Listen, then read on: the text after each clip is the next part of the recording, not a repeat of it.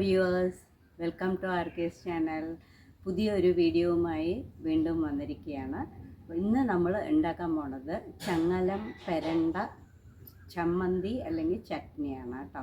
ചങ്ങലം പെരണ്ട പറയണത് നമ്മളുടെ ഒരു ക്രീപ്പറാണ് ചെടി.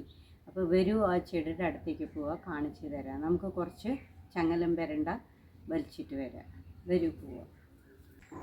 ഇതാണ് ചങ്ങലം പെരണ്ട ക്രീപ്പർ കേട്ടോ. ഇതെന്നാണ് നമ്മളിന്ന് ഇതെടുത്തിട്ടാണ് ചട്നി ഉണ്ടാക്കാൻ പോകുന്നത്. ഓക്കെ, ഇത് വന്ന് നമ്മുടെ ബോൺസിനൊക്കെ ബെസ്റ്റാണ്, നല്ലതാണ്. വരും.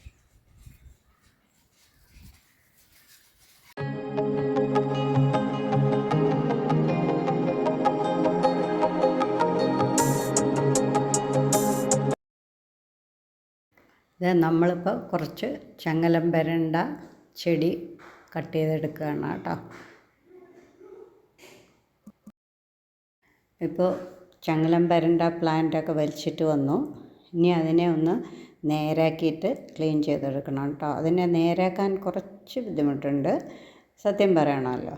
പിന്നെ അതിൻ്റെ ഇല, അതിൻ്റെ വള്ളികളൊക്കെ ഉണ്ടാവും. അതിൻ്റെ അറ്റം കട്ട് ചെയ്ത്, പിന്നെ നമ്മൾ മുരിങ്ങക്കായിൽ തോലെടുക്കുമല്ലോ, അതേപോലെ അതിൻ്റെ തോലെടുക്കണം. പിന്നെ അതിൽ വന്നിട്ട് ഇടയിലിടയിൽ ഒരു കണ്ണികൾ പോലെ ഉണ്ടല്ലോ, നമ്മുടെ ചെയിനിലൊക്കെ ഉള്ള പോലെ, അതിനെ ചങ്ങലം പെരണ്ട എന്നുള്ള പേര് വന്നത്. അതുപോലെ അതിൻ്റെ തോലെടുക്കണം കേട്ടോ. ഒരു പാനിൽ നല്ലെണ്ണ ഒഴിച്ചിട്ട് അതിലേക്ക് 2 സ്പൂൺ കടലപ്പരിപ്പ്, 1 സ്പൂൺ കറുത്ത ഉഴുന്ന് പരിപ്പ്, അതില്ലെങ്കിൽ വെള്ള ഇടുക കേട്ടോ.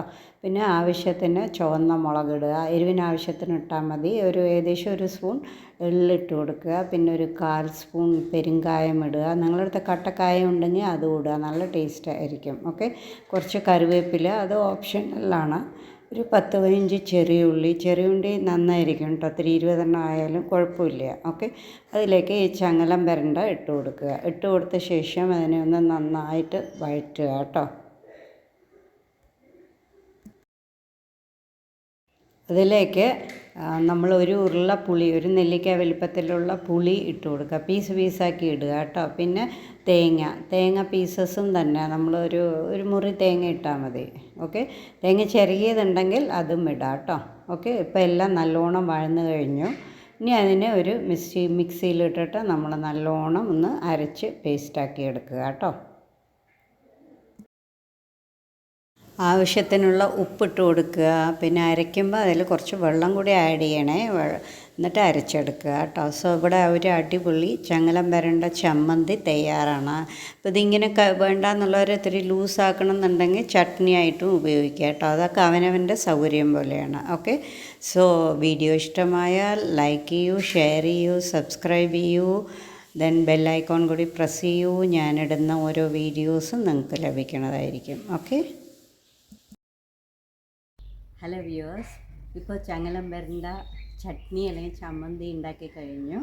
സോ അടിപൊളി ടേസ്റ്റാണ് കേട്ടോ. അത് ചോറിൻ്റെ കൂടെയോ ചപ്പാത്തിയുടെ കൂടെയോ അല്ല ഇഡ്ഡലി ദോശയുടെ കൂടെയോ എല്ലാത്തിൻ്റെ കൂടെയും നല്ല ടേസ്റ്റാണ്. പക്ഷേ എനിക്കിഷ്ടപ്പെട്ടത് അത് നല്ല ചോറിട്ടിട്ട് കുറച്ച് നെയ്യും ഇട്ടിട്ട് ഇതിട്ട് കഴിക്കുമ്പോഴാണ് അടിപൊളി ടേസ്റ്റ് കേട്ടോ.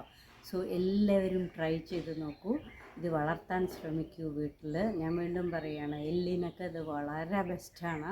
ആഴ്ചയ്ക്ക് ഒരിക്കലെങ്കിലും കഴിച്ചു കഴിഞ്ഞാൽ നല്ലതാണ്. Okay, happy cooking.